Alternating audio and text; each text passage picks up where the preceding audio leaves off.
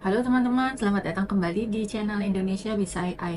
Di video kali ini kita akan bahas cara menganalisis suatu teks atau file dengan ChatGPT. Ini cocok banget buat teman-teman yang ingin memanfaatkan AI atau memanfaatkan ChatGPT ini dengan lebih efektif untuk pekerjaan maupun tugas-tugas dari sekolah. Kita ini bisa upload hampir semua jenis format file yang sering banget kita gunakan sehari-hari, mulai dari PDF, lalu file Word hingga TXT. Teknologi ChatGPT ini juga bisa nerima unggahan file dari berbagai penyimpanan file seperti Google Drive atau Microsoft OneDrive. Jadi kita tinggal upload filenya, ChatGPT akan siap ngebantu kita buat menganalisis. Di sini saya menggunakan model AI ChatGPT 4o. Teman-teman juga bisa menggunakan model lainnya.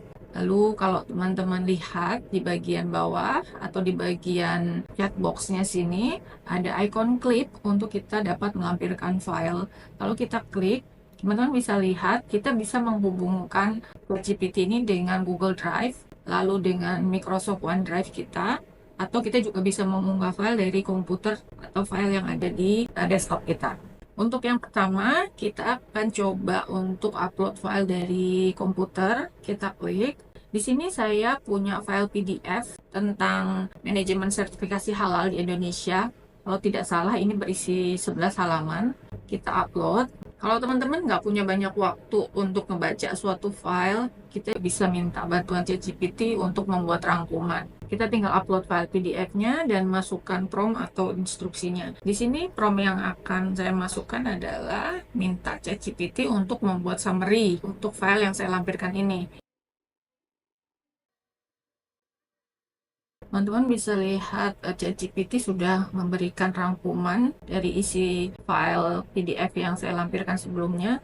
Ini karena teks aslinya dalam bahasa Inggris, maka hasil yang diberikan juga dalam bahasa Inggris. Tapi jangan khawatir, kalau mau hasilnya dalam bahasa lain, kayak bahasa Indonesia, kita tinggal edit saja teman-teman. Kita klik di icon pensil sini, edit pesan. Lalu kita ubah promptnya buat summary untuk file terlampir dalam bahasa Indonesia. Lalu kita klik kirim.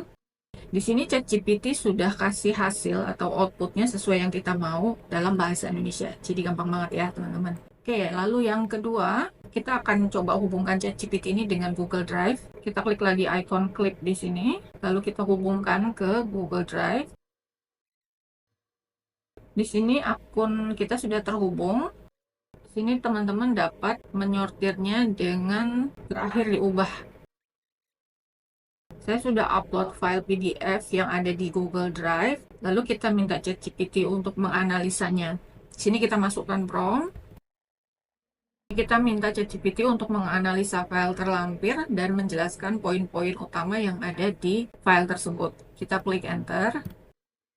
Kalau teman-teman lihat, di sini ChatGPT sudah menganalisisnya untuk kita, lalu memberikan serta menjelaskan poin-poin utama tentang hal-hal yang perlu kita ketahui. Jadi ini sangat memudahkan kita serta menghemat waktu ya teman-teman. Kita juga bisa memasukkan berbagai pertanyaan yang relevan dengan dokumen yang sudah kita lampirkan sebelumnya, lalu minta ChatGPT untuk memberikan kita jawaban. Jadi kita makin paham apa isi file tersebut. Lalu yang ketiga, teman-teman juga bisa mengunggah atau mengupload banyak file sekaligus. Di sini saya akan coba untuk melampirkan file dengan menghubungkannya atau koneksi ke Microsoft OneDrive saya. Kita klik ke Microsoft OneDrive.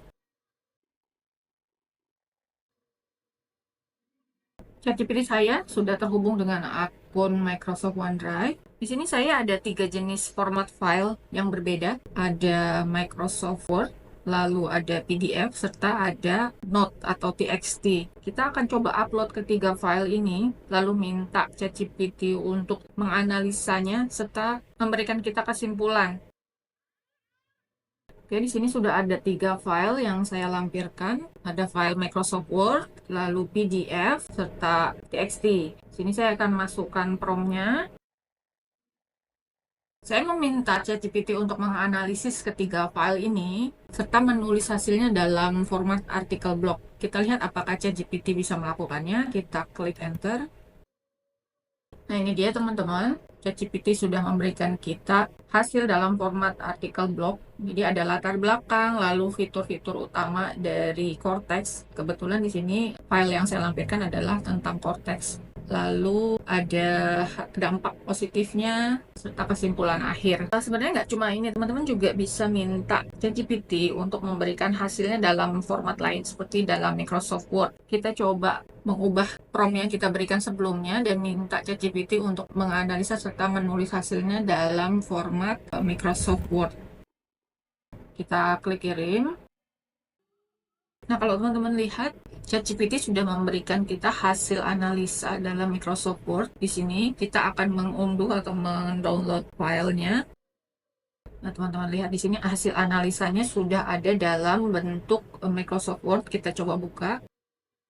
Nah, ini dia hasilnya. Teman-teman bisa mengedit untuk merapikan hasilnya. Jadi, fleksibel banget buat keperluan kerja dan tugas ya, teman-teman.